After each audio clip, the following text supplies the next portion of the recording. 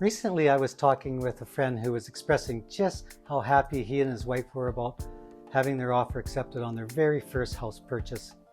They were ecstatic. However, as we chatted, this happiness slowly turned to something else. He said, I've been so caught up in all this buying tales that I just realized I don't have a clue what to do next. What if I do something wrong? I need help. So I smiled and I said, no worries, you got it, John.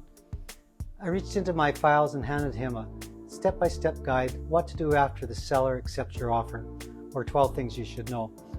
I could see the relief in his eyes right away. If you want to know the details of what I give him, then stick around. Hi, I'm Gary. So you've just received your notice of accepted offer and are wondering what you should do next. I'm going to tell you 12 things that you should know. Stay to the end of the video and I will tell you how to get your own printable and free copy of this helpful guide. Number 1, subject conditions. Get them completed on time.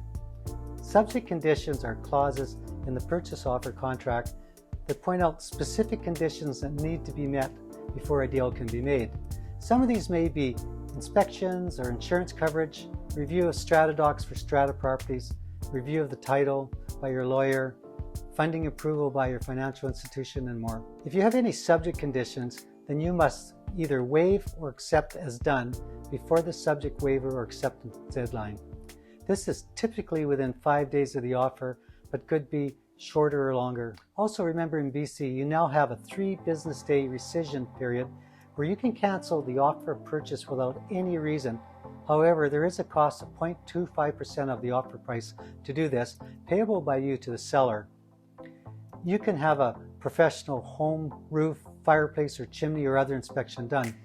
It is highly recommended you do a whole home inspection at least. The cost is usually around $400 or more, depending on the size of the house or strata property. The purpose is to make sure you know the conditions of the house you're buying and address any major issues up front.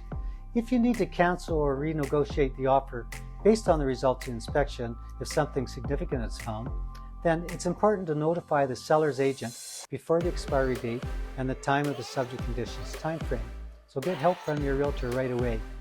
If this is a strata property you are buying, you will also want to go through the last 2 years of all the strata documents, including the contingency, depreciation, and any engineering reports, meeting minutes, and the K-form, etc. You will want to make sure that you can get insurance for your house or strata property. Most mortgage providers will require insurance. Make sure all documents requested by your mortgage provider are into them right away, and get a reconfirmation of your mortgage funds being approved. You just don't want any surprises on closing day. If you have any other conditions, then follow up on these as quickly as well. Number 2 is make your deposit by deadline. You will need to get your deposit money put into your brokerage trust bank account usually within 24 to 48 hours after the subject conditions have been removed or accepted. It's important to note, if your money is not received within the specified time on the purchase contract, then the seller can terminate the contract.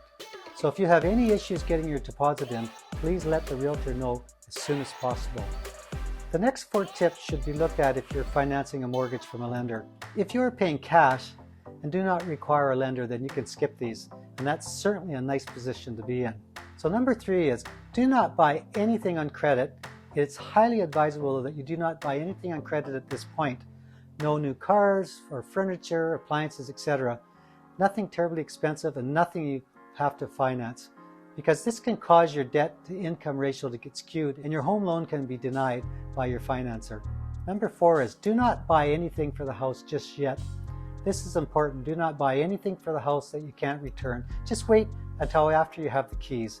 If you must buy something like a new stove, check with your lender before buying to make sure it won't mess up your loan approval. Number 5 is do not perform any large financial transactions. I'm sorry to repeat this. However, do not pay off a bunch of debt or make any large deposits that can't be explained.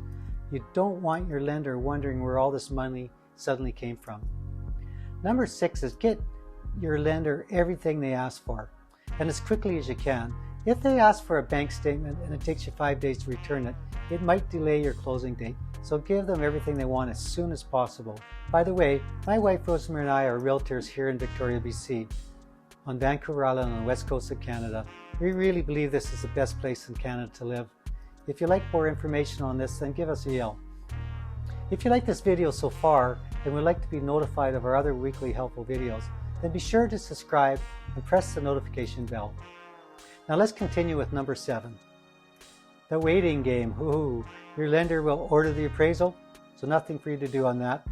We just wait for the value report to come back from the bank, which might take a week or 2 weeks. So now, number 8 is to get to know your neighborhood. You could practice driving to work from the house, talk to the neighbors if you see any outside, and get the news and the scoop of the neighborhood. Drive around the area at night. Make sure you like the area, your commute time, the schools, and whatever else might be important to you. Number 9 is to start your move-in plan. You should really start your moving plans and arrange for movers or friends to help you get your furniture and personal items moved on closing day or shortly thereafter. Beer and pizza might just entice some of those helpful friends. You will also need to contact the phone and utility companies for your electrical, TV, internet, and other accounts. You will also want to close or transfer those accounts from your previous residence if applicable. If coming from a rental, make sure to give a full month or more written notice to your landlord to cancel your rental tenancy agreement to avoid having to pay an additional month rent. Number 10 is book your real estate lawyer. You will need a lawyer or notary to do the property conveyancing. If a complicated sale or you will be reviewing the title, then choose a good lawyer. If a simple sale transaction, then maybe a notary will do and possibly save you a bit of money. They will meet you about a week before your closing date to make arrangements for your payment and to sign all the necessary documents. Number 11, and finally, depending on your circumstances, you might also want to consider revising your will, talking to your tax accountant, changing your mailing address. And number 12, finally, is take a deep breath. It can be scary, but if you start to get worried, know that you can always call your realtor. They have done this many times and will help you however they can to get through all these steps. And congratulations, you should be good to go now. If you watched this video this far, then thank you. I've put together a free printable guide on this topic that is a good reminder for you. You will find a link in the description below to request this. If you found this video helpful, then go to this video about home buyers rescission period now in British Columbia. This is good to know when buying a property in BC and how you can get out of an offer without any reason. Thank you for watching, and I'll see you next time.